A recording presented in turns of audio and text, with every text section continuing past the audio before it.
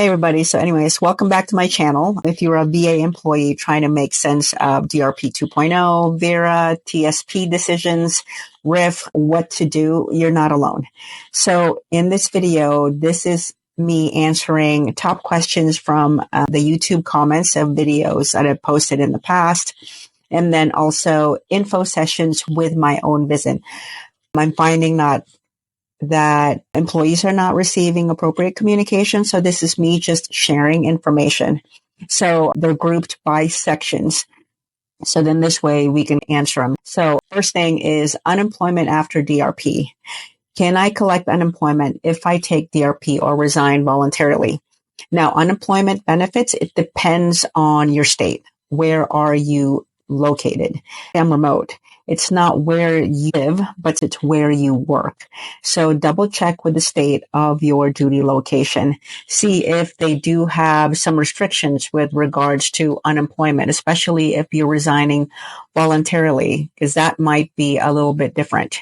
And then also, if you are looking for employment with federal government, if you accept a federal position, it is a transfer. But if you accept a contractor position, then that's not. So you can still be in the DRP and be a contractor. So that's a way to do dual income. Now, the other thing they mentioned is if you're eligible for the DRP, what happens if you reverse it after submitting? From my understanding from RHR, you have up to the time you actually sign your agreement. You can submit your application and then change your mind. So you are not married to it until you sign that settlement agreement. So if you are unsure which direction you want to go and you have some concerns about the RIF, because when it does take place, you might not have the benefit of time as far as getting full benefits up to 930, then put in the application, and then that buys you time until you have to sign your agreement. Another question is, what do you do if you are under 5 years? And this one is something that I know a few people struggle with. I have friends that are under 5 years of federal employment. I'm in a different situation, but if I were in their shoes or in your shoes, if you're under 5, I would wait to get RIF'd, because then I will get benefits for the IC TAP, the CTAP, severance pay if it's offered, unemployment for sure, because I have been basically laid off. And then also look at requesting a refund for your contributions, because you are under 5 years. You're not going to be eligible for deferred retirement.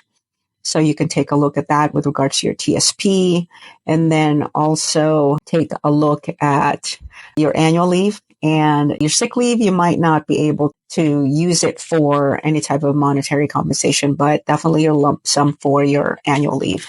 So that's something that's helpful. This was a question that was posed to the HR staff with regards to DRP if they're on probation. It says here, probationary employees may apply, but final approval, again, it's based on the position and the need. Once the DRP agreement is signed by both parties, it is binding. So submitting the request is not the same as submitting the final contract. Again, like what I said earlier, you can go ahead and submit your application, but you can change your mind, or they might even deny you because you might be in a critical position and difficult to fill. Another question is, can you combine DRP and VERA? Right now, VERA can only be taken with a DRP. It hasn't been offered in a separate offering by the VA. So definitely included and combined. And the difference between that and is voluntary retirement, you actually meet the requirement. You're either 62 or you've done 30 years and you meet the minimum retirement age. So you can actually retire now. But the nice thing about doing a DRP and then delaying it to 930 is that it basically increases your time with your annuity. You also get full employment benefits while you are in authorized administrative leave, and then you get your full retirement at 930. So that's the nice thing. Early retirement is you meet the 50 years old, 20 years, or 25 years of federal service. And you can go ahead and apply. Annuity is not going to be as much. So that's the caveat. So those are the two major differences. Next question is DRP reemployment and reinstatement. So can I come back to federal service after the DRP? Answer is yes. The DRP doesn't exclude you from reinstatement. So you can reapply for federal jobs at a later time unless you receive a voluntary separation incentive pay or the VSIP. That may have some restrictions. You might have to pay that back. So those are the things that you think about. If they do offer the VSIP right now, for VA, it hasn't been. So now for administrative absence, what does that mean? So AA is basically paid leave that does not affect your regular leave balance. So you can continue to accrue your annual and sick leave while you're on AA. So that is the biggest thing with the DRP. You get full benefits as if you're working, but you're not at work and you're still getting annual leave, which will count towards your lump sum, and you're getting sick leave, which will count towards your time if you are taking retirement or deferred retirement. That counts towards your annuity. And it allows you to look for a job while you are on administrative leave. Definitely, it's basically a time buyback. Now, the other thing is what happens to your TSP if you take the DRP? And then what about military buyback? That was the question. So the answer is you can roll over your TSP or you can keep it where you currently have it. So it's up to you to do the research as far as how you want to move forward with the TSP. If you are under 5 years, you can take a look at maybe talking to TSP to see if you can actually request a refund for your contribution. That will help you basically stack your money while you are trying to find another source of income. Now, as far as military buyback, hopefully you have done that now. But if you haven't, according to HR, military buyback must be completed before 9/30/2025 to count towards your retirement.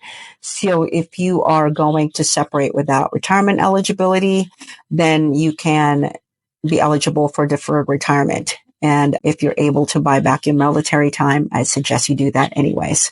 It doesn't hurt because even if you buy it back and you still have to do deferred retirement, you decide to come back at a later time, it's already done. So something to think about. Now, with uncertainty and decision of timing, will we know the RIF plan before the DRP deadline? The answer is no. As of now, there's no guarantee with the RIF information will be available before the DRP ends. You will need to decide and complete basically your application without the RIF details. However, if you go to opm.gov, they do have a section in the RIF. They go over the overview, what are the benefits. They even have resources and templates. They have presentations in there to explain how it works. So I would suggest going to OPM. That will apply to every agency to just stay informed of what that would look like for you. Now, with mistakes regarding your service record, contact your HR. Make sure that you make the corrections before 9:30 and definitely as soon as possible. HR has been great. Once you submit your ticket, the turnaround time has been within a day. And it's helpful to complete your beneficiary forms, make sure your service card is correct. And if you have any questions, especially with regards to your retirement, contact your retirement service office. So this way you can get your estimate, see what is available to you if you do decide to retire voluntarily or early. And this way you will know how to plan future-wise what you need to do. So those are the questions I have for now. As I get more, I'll go ahead and create another video with regards to updates. I'm going to continue to share my journey. So my expectation is to be accepted for the DRP. So I will get to share that with you. I hope that was helpful. If it was, please share and subscribe. All right. Till next time. Bye.